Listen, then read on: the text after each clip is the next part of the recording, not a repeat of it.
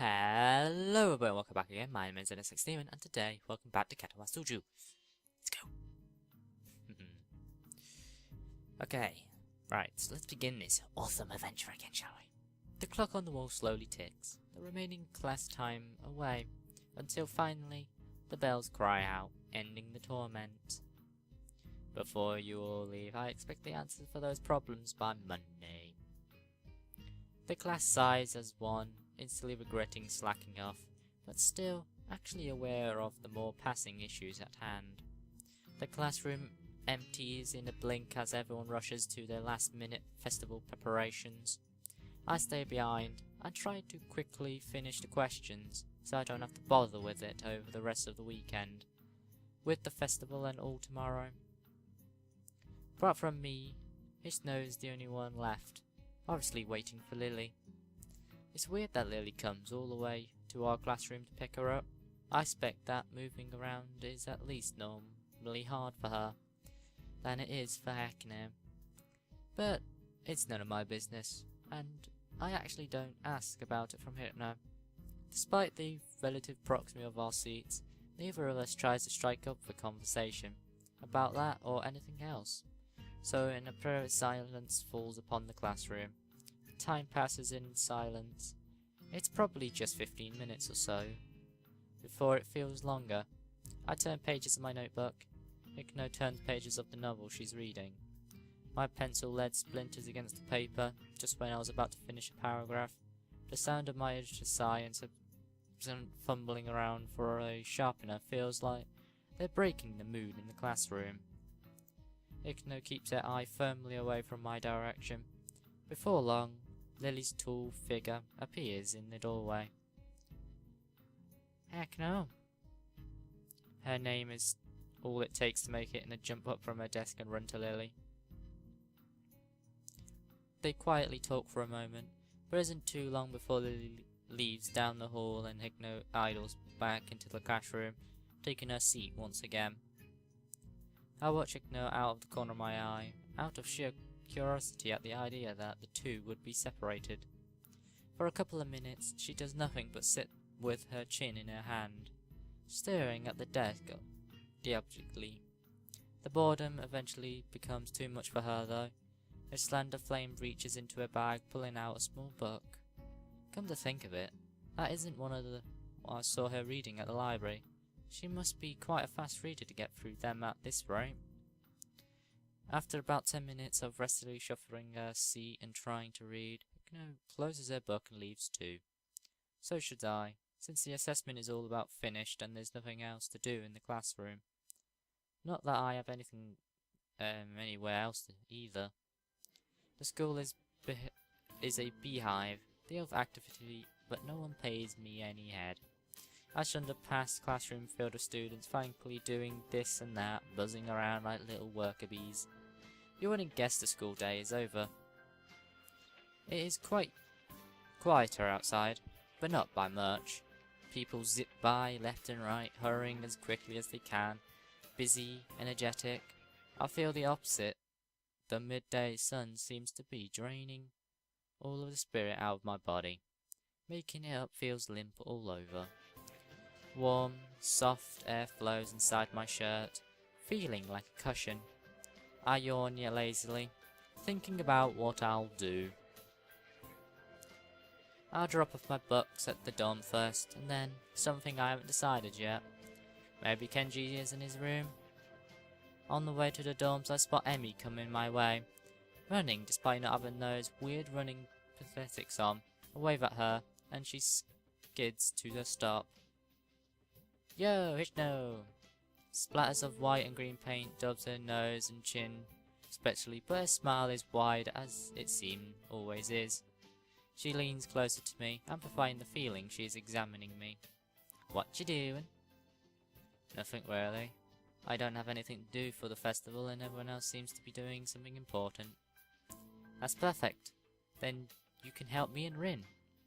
With the festival's preparations? Yeah, I'm not sure if I would be much of help. That's fine. I'm not much help either. Emmy grabs my wrist and starts dragging me back inside the school quite forcefully. Yeah, but you gotta remember, we did do something for Rin already, because we helped her with the painting. I think it's that one down on the wall down there. That's what we helped her with, wasn't it? I believe. You know, we mixed the paints and stuff. Wasn't it for her? Pretty sure it was for Rin. And we also helped out Lily and Kenji. That sign. So we've not done nothing, really. We've done a bit. Even her walking speed is more like jogging, making me stumble over myself, simply trying to keep up. The stairs slow Emmy down a bit. Maybe it's hard to climb with her legs. Or maybe she's just frankly running out of breath. I doubt that. We'll go all the way back to the 3rd floor, to the seniors' hallway, ending up where I left 5 minutes ago. I could just as well just stayed here waiting for Emmy, had I known. So, is Rennie working on that mural still? That's right. She needs all kinds of paints and brushes and stuff, so I went to get them from the art classroom. And you need help with that? Well, Rin told me you already helped her, so I thought you wouldn't mind. I see. So, thanks to Emmy's funky logic, here I am again, collecting stuff from the art classrooms for other people. The art is empty, apart from ourselves and the lonely specks of dust floating in the air. Emmy skips straight away to the back wall, digging out a tiny, crumpled piece of paper from her pocket. While she tries to make sense of the scrawling handwriting, I take a closer look at the materials lying around. Dozens of paint cans and bottles are arranged on the shelves, in a most unorganized fashion. Some look like they've been left there for several decades, relics of previous art club generations. Next to the heavy sticks of neatly piled drawing paper are boxes full of different sized brushes and unsorted crayons. The smell of paint, temperature and fresh paper float in the stale air, mixing in my nostrils to form that unmistakable scent of art. Emmy studies her notes, comparing them to the markings on various paint cans, and passes them to me as she finds the correct matches. She stretches her neck to look on the topmost shelf, but it's not quite enough. Her eye level stays below the shelf no matter what she does. Emmy gives up and just looks up to the shelf, longish like a child at a toy store, huffing in annoyance. After a moment of building anger, she starts jumping up and down, apparently trying to speed read the labels during the function of a second she can see them, and catch what she can. It's no surprise she fails miserably, and almost manages to bring the entire shelf crashing down. Now I see why lending a hand here would be useful. Come on, let me do that. You can't jump high enough, and I don't want you to hurt yourself trying. Also, I'm like twice your height. You are not. She turns around, flaring scone, flushed cheeks and all. Just kidding, just kidding. Anyway, I'll look up there, okay? She glances at me one more time, but can't come up with a result. With a gargling turns her back to me. So I begin shrouding around the top shelf of paint, while below, Emmy crouches to scavenge what she can from the cupboards. Cupboards? I don't know. I shake my head a little, after double-checking the entire to assure she didn't see me to do so. Emmy has a complex about her height. What a surprise. I wouldn't have joked about it otherwise. She seems easygoing, but I guess everyone has their weak spots. Only after we almost all the items collected and spread out on the desk, like a treasure hunter's spoils, do I realise that it wasn't necessarily the height jab that got her thrilled up. She might not like to be told that she can't do something like jump, but Emmy herself seems to have forgotten all about it already. Quick to anger, quick to forgive. She is that type of person. At least she doesn't seem to have taken anything to heart, as she clutters away happily while we pick up the rest of the items, and then make our way back to Rin. Yes, let's make our way back to Rin. I carry the bulk materials as we make our way towards the dormitories. Rin is easily stressed out getting her painting done. It's her own fault though. She should have started earlier. Is she going to make it? No idea. It looks good to me, but with Rin, you never know what's going on. I found her this morning lying in front of the dorm in a fetal position. She hadn't slept all night. I can't believe that the night nurses hadn't found her. And now she's painting again, like crazy. I've noticed that she comes off unhinged, so to speak. Emmy giggles at that, as well at my likely too of awkwardness. I don't mind it. She's just a little weird sometimes. On that, I can agree with her. Unlike me, Emmy seems to be cool with Rins. Wherever it is that feels so off about her.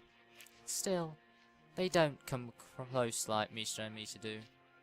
With them working as a single entity sometimes, it's hard to say where one ends and the other one begins.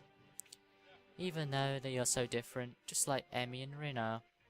And Rin is more different than all of them, and differently than anyone else I've met. Yeah, I guess she's a very unique person. I return to that word again, as if it encompassed Rin's personality by itself. But really, it's just a subtitle from a lively description of her oddities. Emmy giggles as I grasp about predictive word. She's just weird. You know, earlier she just spent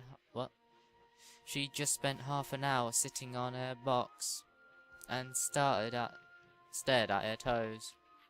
She giggles again in a way that makes me think she doesn't know what's funny about it. It just is. All that time. The working area is a mess, but that Smoocher itself has taken over more of the wall since I last saw it. The different human features have been mostly coloured in tone of red, pink, and orange. Weird, imaginary, things populate the spaces between them. It looks nice. I can't think of any word that would describe the work consciously and competitively. So I settle myself on a nondescript nice.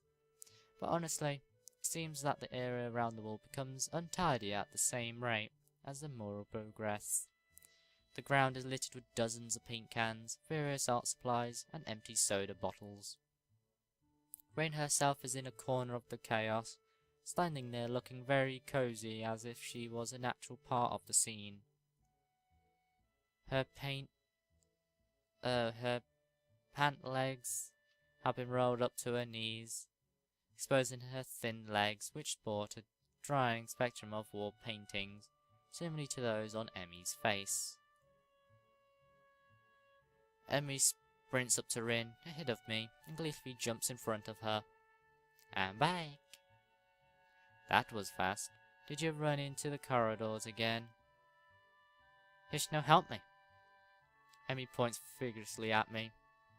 Rin turns around, following Emmy's finger with her eyes, looking at my general direction. She nods at me.